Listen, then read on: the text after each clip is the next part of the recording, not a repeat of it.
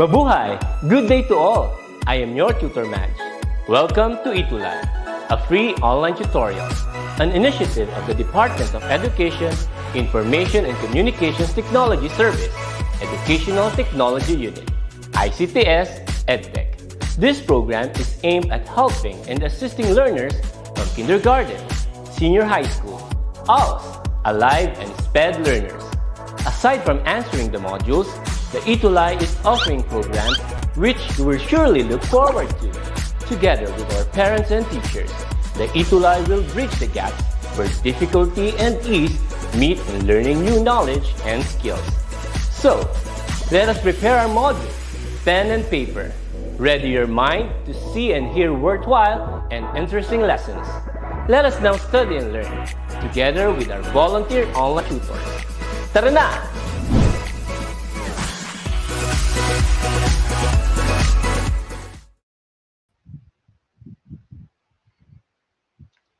Hello, good afternoon.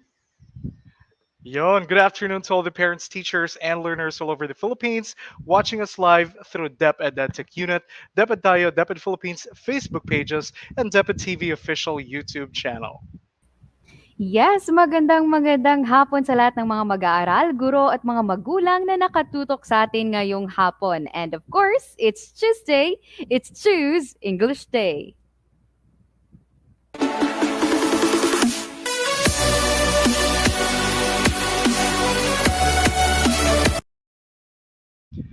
And still on screen, this is Tutor Ace.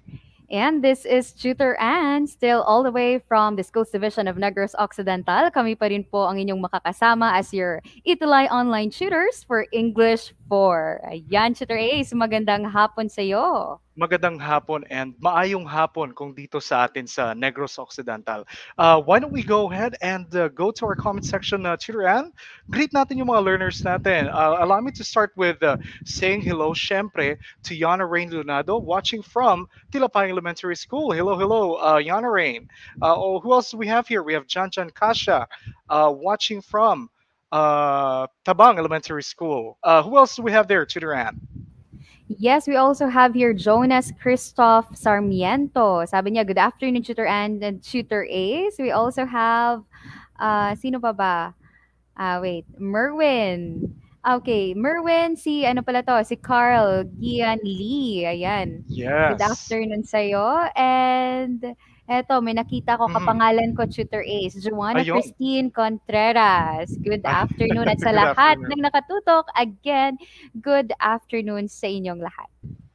Yes, that is correct, Tutor Ann. And syempre, we just have a simple reminder sa ating mga mag-aaral ngayong hapon, sa ating mga champion learners.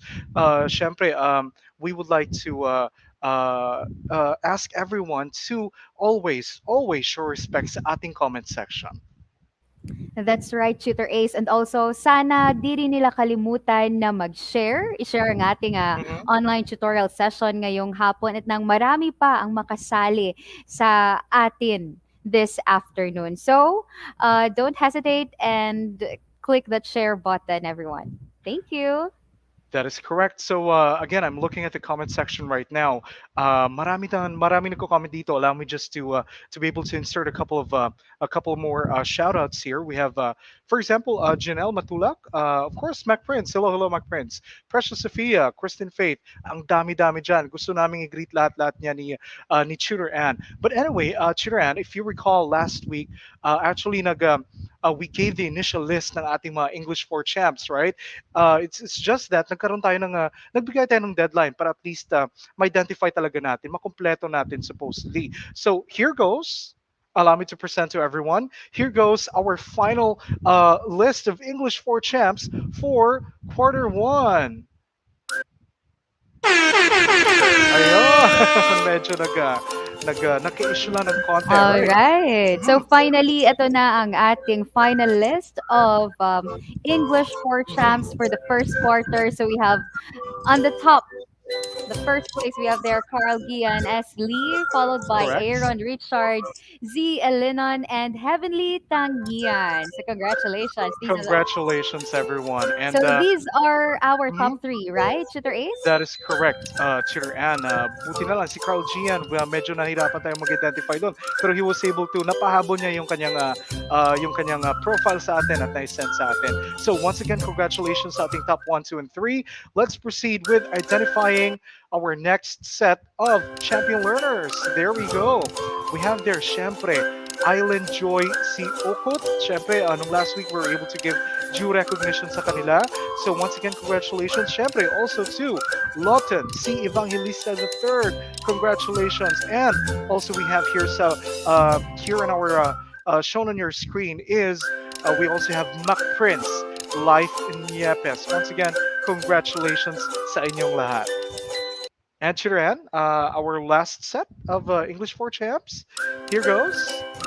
All right. We also would like to congratulate the following Mhm. Yana Rain Leonardo and Erica Denise Zakaria. So there you have it, ladies and gentlemen, our quarter one English for champs. At sana sa mga iba Mhm. pa na hindi nakasali sa ating ngayon, for the first quarter pa lang naman, Tutor Ace, you still have three more quarters to go at sana makasali pa rin kayo sa amin sa ating quarterly quiz, right? That is correct. And syempre yung ating mga champion learners this afternoon, nagpapaabot din sila ng kanilang congratulations sa ating mga English for champs. Like what we have here, Jonas said congratulations. Zachary and David also said congratulations to Ron Rafael. So once again, congratulations sa inyong lahat. And as promised, Julian, maya-maya magbibigay tayo humingi tayo ng Gcash number nila at may medyo konting konting price na may bibigay kami ni Yes, konting Chiran. pabuya. Ang ating papuya sa ating English for Champs. So gaya ng sinabi ni Chiran, we're only down one quarter sa buong school year. There's three more quarters to go. You still have the chance to be one of our English for Champs. Okay? So at this point, that was for quarter one. Pero nung last week, nagbigay din tayo ng assignment sa kanila. Am I correct, Tutor Ann? Could you give us more details about that particular assignment? That's right, Tutor A. So our topic last week was all about context clues, and yung additional activity natin is for them to use an unfamiliar word in, I guess there were five sentences, right? So they have to use That is unfamiliar correct. words, Mm, and then they have to apply what they have learned. They have to use context clues, whether it may be through definition or exemplification. So let's see correct. kung sino-sino ang mga nakapasa ng kanilang mga outputs for our quarter two, week one activity. Yes, Shooter Ann. Yung una nating week one champ for second quarter is none other than Island Joy. Si Okut. All right. So we have her profile in there. Ito yung binigay niya, kumuha tayo ng isang sentence mula sa pinasa niya. Sabi niya, I love fairy tales, a children's storybook about magical and imaginary beings. Term being defined is fairy tales, and included within that sentence is the definition of that particular word, yung fairy tales doon. So job well done, Eileen. Alright, so sino ba yung next natin? Chiran. Yes, next is Yana Rain Leonardo from Silapayong Elementary School. Ito, suki na natin to. One of, Correct. yes, the one, frequently submitting Mhm. their outputs para sa ating mga additional activities. Yes, so Okay. let's see. This is from Yana's work. My favorite beverages during summer are fruit juice and sagut gulaman. So the unfamiliar word there is beverages giving. The context clues is by exemplification. So Ayun. congratulations, tama? Congratulations. Parang nilulook forward ko na yung summer, especially pag may fruit juice at sagot gulaman. All right. So, who is our next English four champ for week one, quarter two? We have here none other than Jacob Australia. Congratulations. Also from Francisco Benitez Elementary School. Ito yung work niya. Ito yung pinasa niya. The process of changing the appearance or form of an animal is called metamorphosis. Ayun, mala science itong example ni Jacob Australia. So, job well done, Jacob. Ang galing ng paggamit mo ng context clues embedded within the sentence. All right? Sino yung next natin? Okay, next is... Ayan, hinihintay ko pa. And here we are. We have Lawton C. Evangelista the Third from still from Francisco Benitez Elementary School. At galing naman sa kanyang ipinasang assignment, we have this sentence. Yes.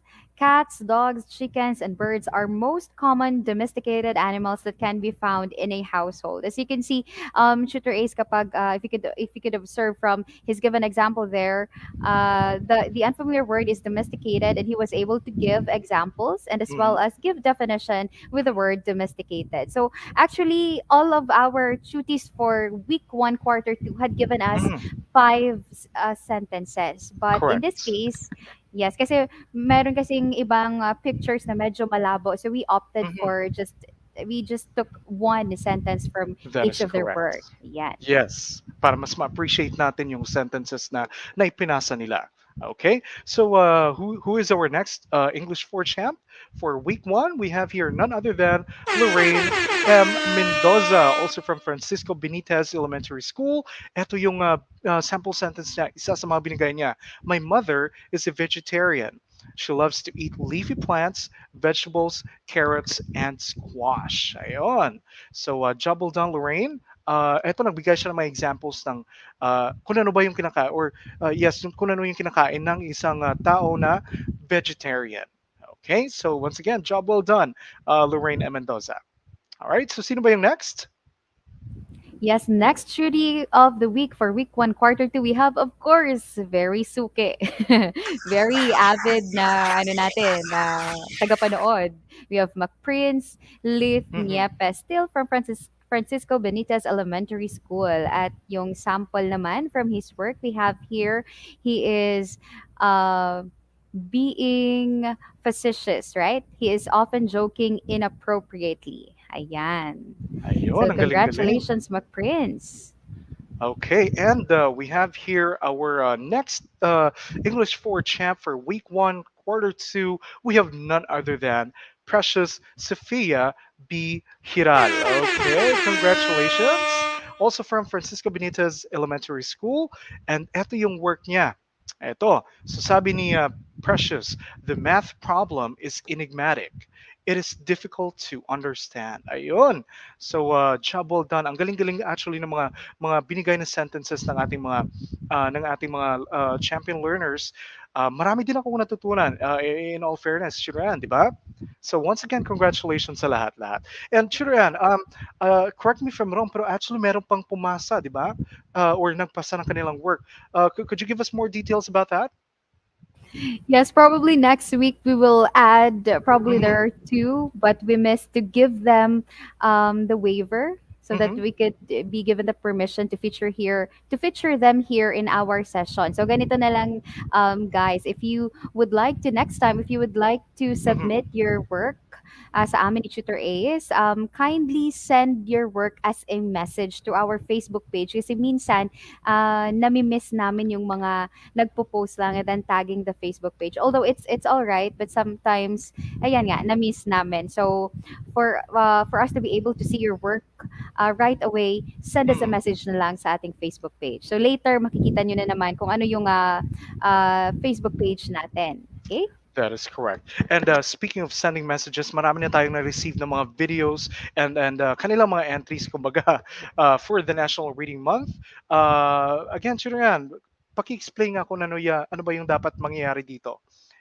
Yes, Tutor Ace, November is our National Reading Month with the theme, Bawat Bata Bumabasa sa Kabila ng Hamon ng Pandemya. So, to celebrate, no, to Mhm. celebrate our National Reading Month, meron tayong activity, Tutor Ace. Ang Correct. tawag dito is Read and Tell. Read and So, tell. yes, all you have to do is just to share your most favorite book and tell us the most important lesson you learned from it. Mhm. So, we have observed yung iba nagpasa na ng kanilang mga videos. Actually, videos are not really needed. No, hindi nyo Mhm. kailangang basahin yung buong libro. Just tell us in writing, no? Siguro hindi tayo Correct. naging clear doon last week. Just tell us in writing kung ano yung Mhm. favorite book mo, yung title, and then tell us just a little bit of details kung ano yung nagustuhan mo sa librong yon, and then the lesson that you have learned, the most important lesson that you have learned. Ganun lang That is yan. And then, correct. yes, pipili kami ng kung sino man yung the one who were able to probably tell us, na in the most creative way, Mhm. no, ng kanilang about their favorite book. So there is no need for you to take a video of yourself reading the book. But to those who were able to send it already, thank you so much. Talagang na-appreciate namin yung effort nyo and job well done. Kasi nga, di ba, they put a lot of effort to record themselves reading their favorite Mhm. book. That is correct. So again, send us a message in ETUlay English 4 with Tutor Ace and Tutor Ann FB page. So Tutor Ann, let's proceed. Yung topic natin for the second week of English for quarter one. Eto yon. So we are going to be learning about the kinds of nouns ngayong hapon. So champion learners, be ready with your modules, paper, pen and pencil as we journey in the amazing world of English 4. Chidoran, we are down in our second, 2 hour second week rather. Konting recap naman kung ano ba yung na-discuss na natin. Mhm. Yes, Shooter A. So we're done with the week one of quarter two. At yun Mhm. nga, ang topic natin last week is all about context clues Correct. by definition and exemplification. And we are here now in our second week, and we will be discussing about the kinds of nouns. That Ayan. is correct. Ayun. So, and before we begin, syempre maraming salamat sa reference module natin. This is Pivot by Region 4A Calabarzon. Maraming salamat. This is what we're using para sa ating ETUlay tutorial sessions. Okay? So, what do we hope to achieve ngayong hapon? The objectives, ang ating objectives ngayong hapon at the end of the tutorial, our champion students should be able to differentiate the count nouns from the mass nouns. What else, Chidoran? Yes, they should be able to also choose the appropriate expression to Mhm. measure the mass noun, and lastly, to use the given noun in a sentence. Ayun. So, looking forward sa additional learnings natin ngayong hapon. So, gaya ng sinabi ko kanina, we talked about ng topic natin for last week. If I may expound on that, natutunan natin, we learned that context clues are hints, clues, or bits of information from the text. At meron tayong dalawang basic types of context clues. Ano nga yun, Chudaran? The first one? Yes, we have learned the two basic types of context clues. That is by definition, and this is by giving or including the meaning for the unknown word using a more familiar word or phrase. And we can also have the context clues by Okay. exemplification, wherein the unfamiliar word is cleared up by giving examples. Ayon. So, let us proceed na sa ating topic for this afternoon, kinds of nouns. Pero, before we delve deeper sa ating discussion, meron tayong reading time. So, yung gagawin natin is we are going to read the passage while paying attention to the highlighted words. Yung ating selection for this afternoon is actually titled Tree of Life. Ayon, Tutor Ann. So I'll be doing the honors and by the next slide, si Tutor Ann naman yung susunod na magbabasa ng additional text sa ating selection. So once again, Tree of Life. Do you know that a coconut is called the Tree of Life? It is called the Tree of Life because all its parts have something to offer. Let us begin from bottom to top. Its roots are used in making dyes, while the trunk is made into lumber for buildings, bridges, and other constructions. The pith, which is found inside the upper trunk of the tree, can be made into fresh lumpia and salad. The outer layer of the fruit, called the husk and shells, can be made into mattresses, bunot, fuel, charcoals, and even native decors. Inside its shell are the meat and its juice or the water. The meat can be mixed to salad and other delicacies, while the water can be refreshing drinks. Its leaves can be dried to make baskets, bags, and mats, while the leaves, midribs, are made into broomsticks for sweeping. These are the many uses of the coconut tree. No wonder it is called the tree of life. Ayun. So, champion learners, eto yung gusto nating gawin nila. Could you give us some of the highlighted words from the passage? Tutor Ann, can we check our comment section um, if they were able to identify yung mga highlighted words natin? Sige, hintay-hintay muna tayo ng Mm, konti. Ayan, meron na. Lawton said coconut, which is correct. coconut, that is Highlighted correct. word din. Tamang tama. What Mhm. else do we have there? We also have the word tree, tree and life. Sige. Let's help them, Tutor Ann. What's our next word? We have the word Yes, meron din mhm, tayong buildings. buildings. Yes. Okay. Ano pa ba? We also have Water water. and baskets. Yes. So these are just some of the examples of the words that were highlighted in the passage that we have just read. So now take note, all of the words that were given by our tuties for this afternoon are also correct. So That is correct. these are just the few that we have enumerated on the screen. So Hmm. take note, children, if you could see the similarities among the words coconuts, buildings, water, and baskets. These words actually belong to the part of speech which we call, of course, Ano ba yung nouns. tawag natin? Ayun. These are Yes, called nouns. nouns. Ang At dami doon. Mhm. yes, at pag sinabi nating nouns, Shooter Ace, ano nga bang ibig sabihin nun? Yes, a noun refers to the name of a person, place, thing, animal, or idea. Ayun, yung mga examples nila dito. We just took four nouns sa ating slide there. We're showing it on the screen. But yung mga examples na binibigay ng ating mga champion learners, for example, pith, we have, what else do we have here? Water, meat, shell. Those are all nouns then, Tutor Ann. Yes. So at this point, Chiran, we are going to proceed. Activity din tayo ulit. So tell whether the word in each item can be counted or not.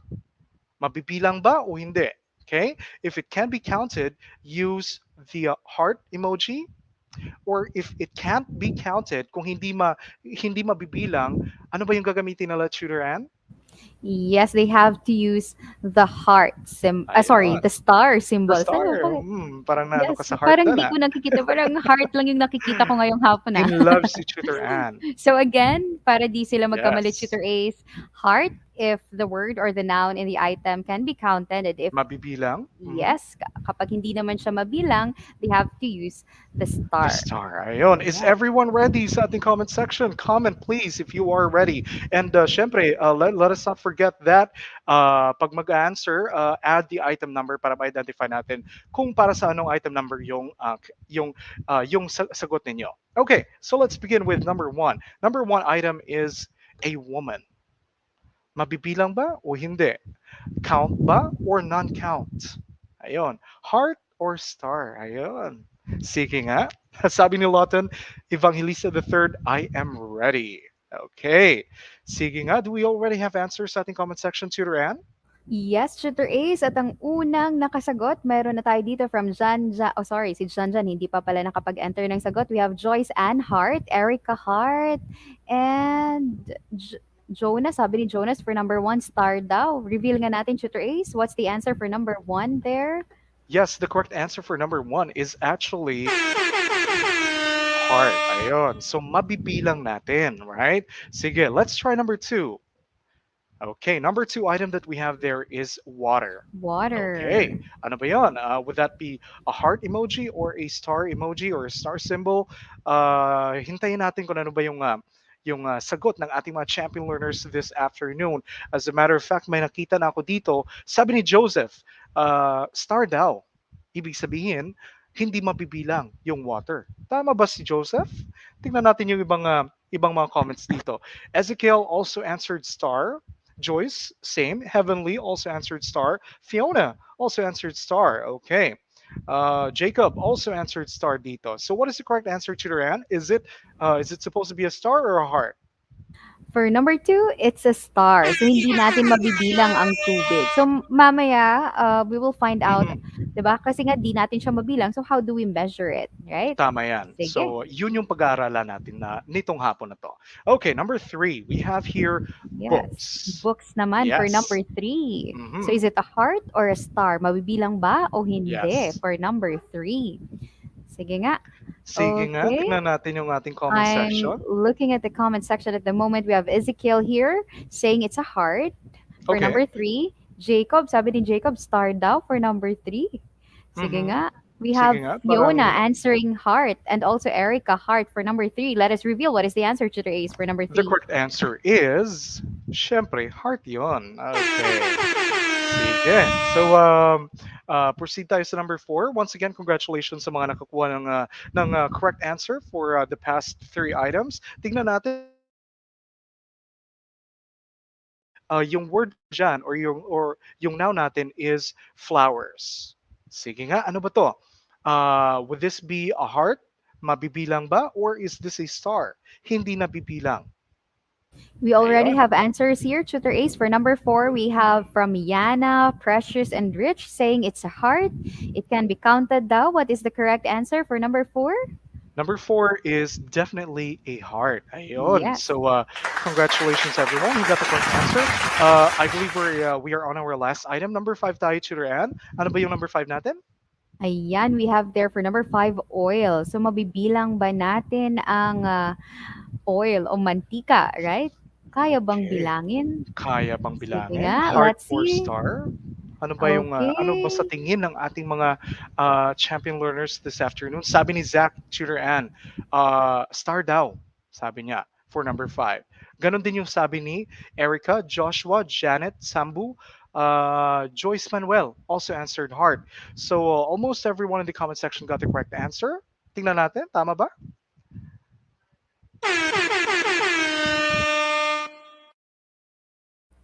Yes, it's a star. So, very good. Ayun. Congratulations. Sige nga. Shooter Sige Ace, nga. what's next? Okay. Yes. So, we would like to know your scores. Send you sa amin. I-type ninyo if you were able to get 5 over 5 in identifying if mabibilang ba or hindi mabibilang yung mga nouns na present namin sa inyo kanina. Okay? Oh, parang na-excite si Tutor Ace doon. Ayun. Sige nga. Okay. So, we will be waiting for your comments dito sa ating comment section. Actually, yes, Shooter Ace. Eto Yes. na actually at marami sa kanilang nakakuha ng 5 out of 5. Sabi ni Joyce, and 5 out of 5 po ako. Yay! So congratulations sa lahat ng nakakuha ng 5 out of 5. Okay? And to those who participated, good job, guys. Good job. Ryan, Clyde, Ezekiel, Gian, Leva, Joyce, everyone, congratulations. Now, if you were not able to get a perfect score, ano ba yung sinasabi natin dito? That's perfectly fine. Kaya nga mayroon tayong tutorial session para ma-strengthen pa natin yung pagkakaintindi natin, yung understanding natin sa ating topic. So, no worries if hindi ka nakakuha ng perfect score doon. Okay, so let us proceed to the end. Ano ba to? Yes, Yes, go ahead, yes, please. Tutor Ace. Gaya nga ng ginawa natin sa ating activity earlier, there are nouns that can be counted wherein they can be either singular or plural. So, ang tawag natin sa mga nouns o pangalan ng mga salita is, Yun ang ano nga tinatawag ba? nating, ayun, Countdown. countdown. Ayan. Kapag pwede Mabibilang. siyang, yes, pwede siyang mabilang, pwede siyang maging singular sorry, if the word has a singular or Naglag ka kamay, Jo. Okay, yes, tama ka dyan, Chiran. It's called countdown kasi nga mabibilang. Tingnan natin yung mga examples. Number one, for example, I saw some na an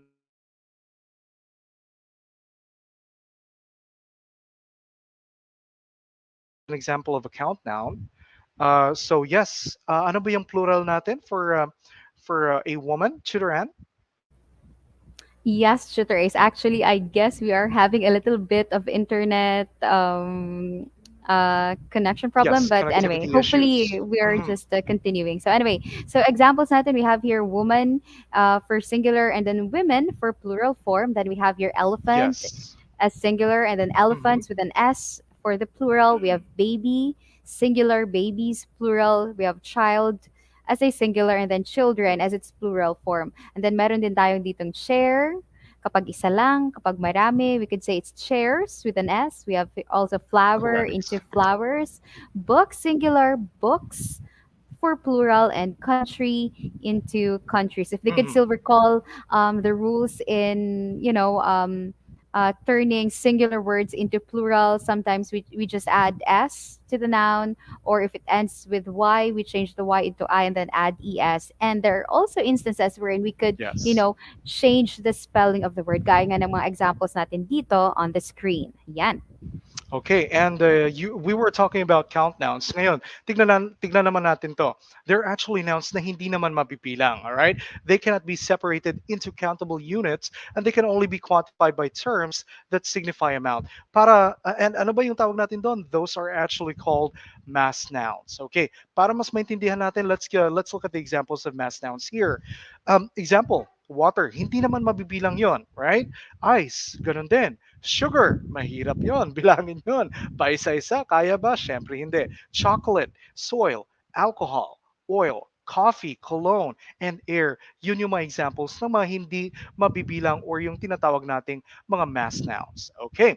Now, Chiran, additional info please about mass nouns. Yeah, so there are some instances wherein mass nouns actually are always common nouns. So the following expressions are used before mass nouns. Gaya ng ating examples dito, we have a lot of chocolate, much salt, or little sugar. So the expressions such as a lot of, much, and little, these are just some of the expressions that can be used before the mass noun. At para mas maintindihan pa nila tutor Ace, we have there on the next slide to show Yes. also, ayan, the following expressions that can Mhm. be used to measure naman the amount of mass nouns. Kasi nga kanina, sabi natin, hindi natin sila mabilang individually. Hindi natin masabi na one Correct. detergent or one ice or three, Mhm. something like that. So, ano ang mga expression na ginagamit to measure the mass nouns? Eto yon. So, detergent, hindi natin mabibilang yan. So, paano ba ginagawa yan? We have, for example, here, a box of detergent. Ayun, may ina-add tayo before that particular noun. Pwedeng boxes of detergent, right? A box of detergent or boxes of detergent if gusto mong marami yon or plural. Ika nga. So what else do we have there? We have a block of ice. Another example, a bottle of cooking oil. Okay. Next is a teaspoon of sugar. Okay, what else do we have there? We also have a sack of rice, a glass of water, a loaf of bread, or a pinch of salt. And Shiran, you know what? Nagbibigay din ng examples yung mga learners natin.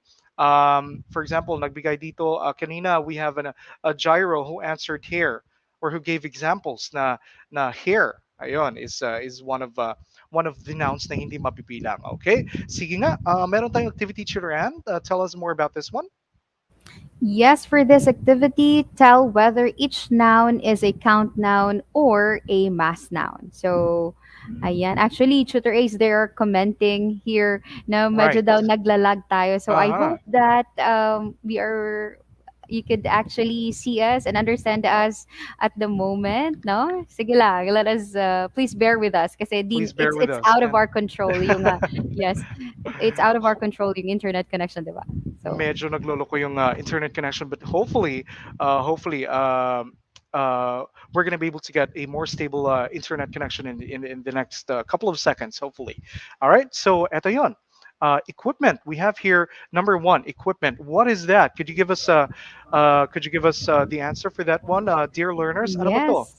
Eto na, Mass Tutor noun Ace. or count noun? We have here an answer from Lawton. Sabi niya, Mm-hmm. count noun. Sabi ni Rich, mass noun. Sabi ni Heavenly, count noun. Pero ano nga bang tamang sagot for number one, Tutor Ace? Let's reveal. For number one, Yes. equipment. The correct answer for number one is actually mass noun. Ayon. Okay. So, I can understand where the confusion is coming from. Pero equipment, tutor Ann, is actually an example of in mass noun. I think we can share to them mamaya if ano ba yung pwede nating madagdag before the word equipment para uh, to give us the capacity para ma-count ito. Parang ganon. To give para maging countable unit siya, kumbaga. Okay? Sige. Next word that we have here is book. Ano ba to? Countdown ba to or mass noun? For number two, we have your answers already from ano ba? From Lovely. Sabi niya count noun. We also have here from Eileen, count noun. And from Jacob also saying it's a count noun. Tutor Ace, what's the answer for number two? Yes, number two answer is count noun. Tama kayo. So that can actually be counted. Mabibilang yan. It's definitely a count noun. Let's proceed. Number three. Number three word that we have there, number three noun is table. Okay, tignan niya natin. Mabibilang ba natin yung table? All right. So, what is the correct answer? Is that count noun or mass noun? Again, dear learners, let us not forget include the item number before your answer so that we can identify kung alin ba yung sinasagutan ninyo. Okay. So here we have Tutor Ann sa ating comment section. Ano ba yung Yeah. sinasagot nila dyan? Yes, I actually saw an answer from Clint saying it's a count noun. We also have from Mhm. Cecilio, count noun din. Sabi Okay. rin ni Erica, it's a count noun. Let's reveal for number three. Yes, number three is a countdown. Congratulations, everyone. Job well done. All right. Sige, number four tayo. We have the word milk. Chiran, ano kaya to? Number four, sabi ni Heavenly, it's a mass noun. Sabi ni Jazz, sorry, that's for number three. Sabi ni Eileen, mass noun din. Mhm. And sabi ni Lawton, for number four, it's a mass noun. Let's reveal for number four. What is the answer? Milk Yes, is? number four is a mass noun. Milk is a mass noun. Ayon. Congratulations, everyone. Yes. And sige nga, Sige, let's let's proceed. continue. Tutor Ace. Number Correct. five, bus. So is bus a mass noun or a count noun? Ayan, for number five, ano kaya ang sagot dito? Sige, let us wait for a little while na sa mga sagot Mhm. ng ating mga cuties ngayong hapon. Sabi ni, ayan, napakabilis. Ayan. Here, Eto na. from Joseph, sabi niya, it's a count noun for number five. Sabi naman ni, ayan, ang bilis kasi ni Akina, it's a count noun daw. Sabi ni, for number five ni Nikolai, it's a count noun. Let's reveal number five. Ano kayang tamang sagot? Yes, number five is definitely a count noun. Mabibilang natin yan. Yes. Okay. Eto Sige, naman. let's proceed. Number Furniture. six. Number Yes. six is the word furniture. Ano kaya to? Count noun or mass noun? All right. Sige nga. Okay, so I'm looking at the comment section right now. Eto na, sabi ni Yule, it's a mass noun for number six. Sabi ni Loton, count noun daw. Sabi ni Jacob, mass noun. Ano nga bang tamang sagot for number six, Tutor Ace? Yes, ang tamang sagot for number six is definitely mass noun tayo dyan. So, the same ito sa equipment kanina. Okay, it can't be counted. Okay, so we will share with you mamaya if ano yung appropriate na may dagdag dito before those words. Okay. Number seven, Chidoran. Number seven, we have here rice. Is this a mass noun or a count noun for number seven? So ating alamin at dito sa ating comment section for number seven, sabi nila, wala pa akong nakikitang sagot for number Yes, seven. Sige nga, still on eto, number from six. Joseph, sabi Mhm. niya mass. Sabi ni Clint, mass noun din. Sabi ni um, Rich, mass noun din daw. Let's reveal for number seven. What is the answer? Yes, yes, shooter, and the correct answer for number seven is definitely mass noun. Ayun, ang galing-galing ng mga learners natin. And let's proceed with number eight. Shooter, and the word that we have there is, or the noun that we have there is sheep. Ano ba yung sheep? Mabibilang ba or hindi mabibilang? Mass noun or count noun? Ayun, so we will be waiting for your answers, everyone. Eto, nakita ko na from Chot Joves Malvar. Sabi niya, it's a mass noun daw. At ano pa ba? Mass noun ba yun? Tama bang pagkakabasa ko? For number eight, we have from here, from Jacob. Sabi niya, count noun. Sabi Mhm. ni, for number eight ni Lawton, count noun. What's the answer for number eight kaya? Yes, number eight is definitely a countdown tayo dyan, Tutor Ann. Siyempre, mabibilang natin yan. Okay? So, congratulations everyone who got the correct answer. Sige nga, proceed tayo. For Number number nine. 9, yes, we have here the noun is flag. So is this a count noun or a mass noun for number 9? Sige nga, I'm looking at the comment section. Let's see kung anong sagot ng ating mga cuties for number 9. Don't forget to attach the number of item there at nang di magkamali si shooter and ng pagkakabasa ng inyong mga answers. Ayan, for number 9, Lawton says it's a count noun. Sabi ni Cecilio, it's a Mhm. count noun. Clint, count noun. But what's the answer for number 9, shooter Ace? Number 9 is definitely countdown, Tutor Ann. Yes. And for Sige. number 10, we have the last item here for our activity. It's a pen. So is a pen a count noun or a mass noun for number 10? Ayan, may nakita na akong answer from Joseph Jove. Sabi niya, it's a count noun for number 10. And we also have here from Yule, it's a count noun. But what's the correct answer for number 10, Tutor Ace? Let us reveal. Yes, number 10 is countdown tayo dyan, Tutor Ann. Mabibilang yan yung 10. Okay?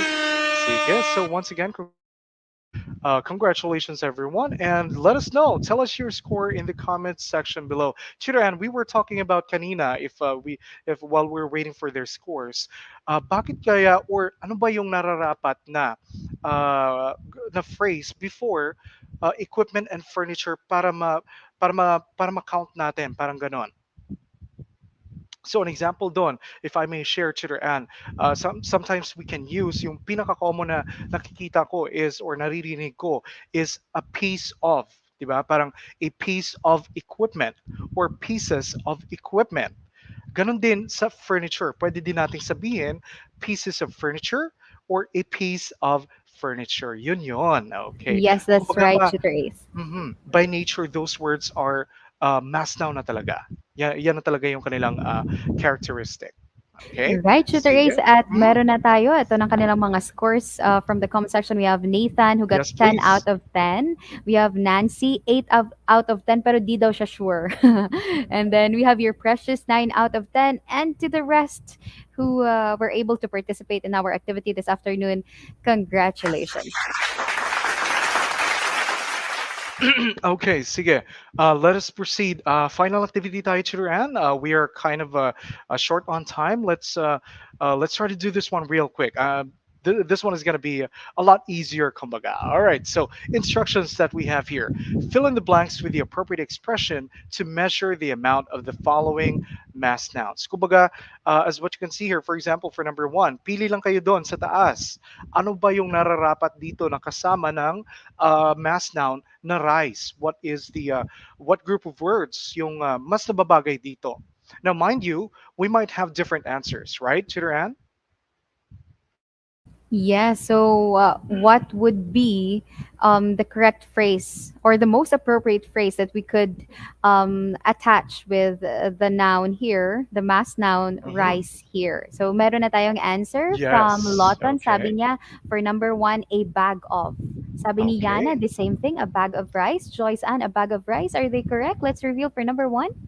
Yes, and if I may also include, sabi ni Jacob, a cup of rice. Tignan nga natin. The answer that we have here is a bag of rice. Okay. Pero like we mentioned earlier, Tutor, and it's possible na magkaroon ng different answers. A cup of rice, accepted ba? Pwede ba yun?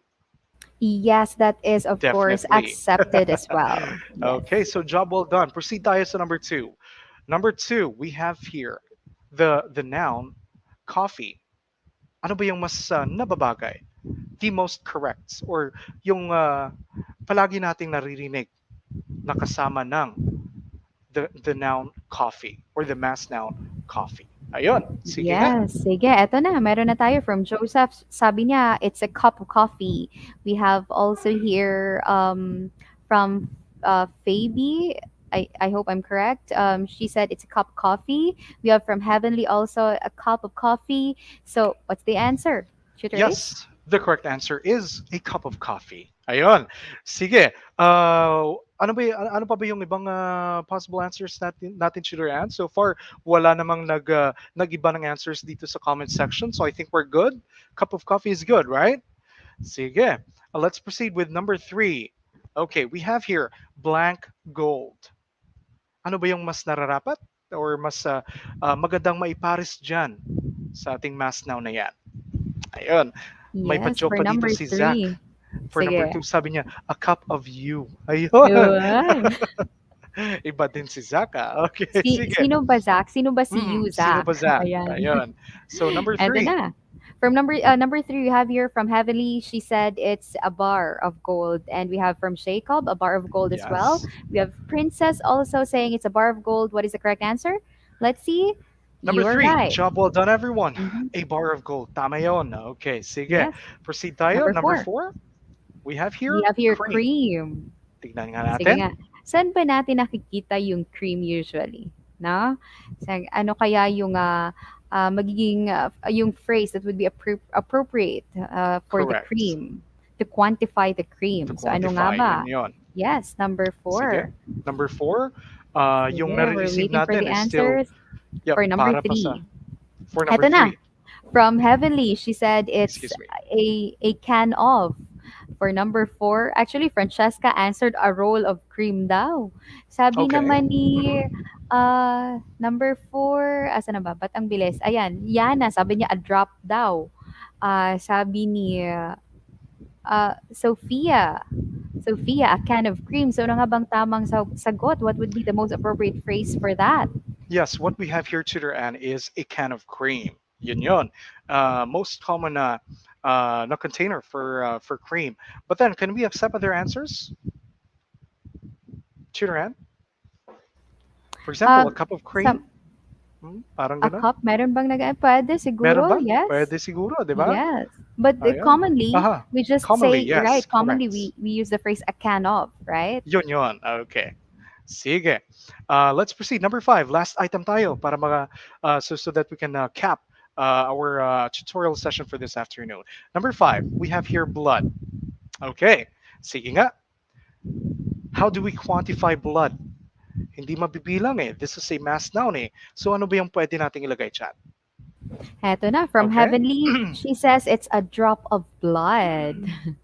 Ayan. Sabi Okay. ni Joseph, the same also, a drop of as well. Erica and sino ba ba? Erica and Okay. Harry also saying it's a drop of blood. So ano nga ba? Let's reveal, Tutor Yes, Ace. let's reveal. The correct answer here is definitely a drop of blood. Okay, so once again, congratulations everyone. Chiran, meron pa ba? Pwede pa ba nating lagyan ng different quantifiable phrases doon? Or quantifying phrases rather? Yes, just like what we have discussed, no? Yun yung sa mga Pinag-usapan natin nagdo-donate kanina ng eh. blood, right? You could Yes, say a correct. bag of blood, Pwede din yun. correct? Ayun. So, Yes. but commonly, syempre, yeah, Yes. we hear a drop of blood. So, Yeah. champion learners, we would like to know your scores. Send nyo sa amin kung if you got a perfect score or whatever have you. We would like to know that. Okay? So while we're waiting for that one, Tutor Ann, konting recap lang tayo. So we have learned, syempre, that count nouns are nouns that can be counted, mabibilang. They can be singular or plural. How about mass nouns, Tutor Ann? Yes, mass nouns, on the other hand, are nouns that cannot be counted and they cannot be separated into countable units. They can only be quantified by terms that signify amount, gaya nga ng mga phrases na ating binigay kanina. Yes, at eto na, Tutor Ace. Actually, marami pa rin sa kanilang Yes. nakakuha ng 5 out of 5. There are some who got 4 out of 4. But, congratulations still to everyone. Lahat-lahat na. Yes. Yes, congratulations, everyone. Ang galing-galing nila ngayong hapon. 5/5. Again, if you were not able to get a perfect score, still, that's perfectly fine. Balikan at balikan lang yung mga discussion natin kanina so that you can verify bakit kaya iba yung answer doon. So, I know that everyone will be able to get a very solid understanding nitong ating topic ngayong hapon. So, once again, congratulations. Now, syempre, we have here additional exercises so that we can identify our Q2 I'm sorry, yes, quarter two, week two champs, right? Ito yung directions natin. Now, mind you, syempre, always take note of the directions kasi baka tendency merong baka may masend na hindi nagfo-follow ng instructions. Minsan naghihirapan kami ni Tutor Ann to decide whether to include that or not. But nevertheless, here are the directions, okay? Write sentences using the nouns listed below. Okay, sentences. So one sentence per word. Simple as that, right, Tutor Ann? What words do we have there? We have here chocolate, flour, pepper, wood, and air. And I have given an example for number one already. My aunt gave me a bar of chocolate. So you could actually opt to underline the expression that you use to quantify the noun in Correct. each item. So screenshot muna tayo at nang di natin Yes. makalimutan ng ating additional exercises. Ayan, I hope everyone's done getting a copy of our additional exercise for a quarter two, week two. At And anong they have an gagawin nyo example dito? there. Mhm. Yes. Yes, Ayan. Tutor Ann, meron tayong binigay na example dyan sa gilid, right? So that, kumbaga pa, alam nila kung ano yung format. Okay? So, para mas mapadali pa yung work nila. So, saan nila isi-send yan, Tutor Ann? Siyempre. Yes. Mhm. Just send it to us as a message at nang to Yun, make it easier as a for everyone. message. Send it to us as a message here in our Facebook page, ETUlay English for with Tutor Ace and Tutor Ann. Ayan. Okay. And Sige. of course, in behalf of the entire elementary English team sa ating for ETUlay, maraming salamat. Now, syempre, thank you so much for tuning in for today's ETUlay session sa lahat ng mga parents natin, teachers, and learners all over the Philippines watching us through DepEd EdTech Unit, DepEd Tayo, DepEd Philippines Facebook pages, and DepEd TV official YouTube channel. Maraming salamat. But if you have feedback so that we may be able to improve our tutorial sessions, what are we supposed to do, Tutor Ann? Or what are they supposed to do? Yes, they could just use the link there presented on their screen, or they could also scan the QR code there on the screen. Ayan. And the Tutor Ace, they could also send us actually an email sa ating email address on the next slide. Ito yon Yes. for comments and suggestions. Email us at edtech@deped.gov.ph. At ayan na po, thank you so much sa lahat. Susunod na po ang ating tutors for English 5. We have Tutor Emmy and Tutor Joni. And this has been Tutor Ace. And I'm again Tutor Ann. So see you again next week, everyone. Thank you and God bless everyone. Stay safe.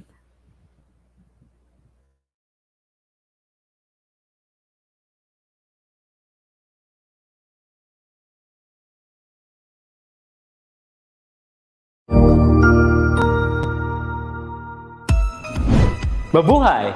Good day to all! I am your tutor Madge. Welcome to ETUlay, a free online tutorial, an initiative of the Department of Education, Information and Communications Technology Service, Educational Technology Unit, ICTS EdTech.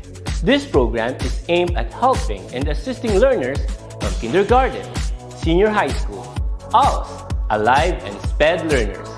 Aside from answering the modules, the ETUlay is offering programs which you will surely look forward to. Together with our parents and teachers, the ETUlay will bridge the gaps where difficulty and ease meet in learning new knowledge and skills. So, let us prepare our modules.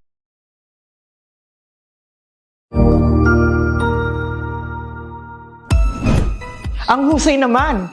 Natapos mo ang iyong tutorial session kasama ang iyong mahusay na ETUlay tutor. May bago ka bang natutuhan? I-share na yan gamit ang hashtag ETUlay Level Up. Huwag aalis ha, dahil may susunod pang programa na pwede mo ring panoorin at salihan. Dahil naghihintay na ang iyong mga tutors. Happy learning dito sa ETUlay!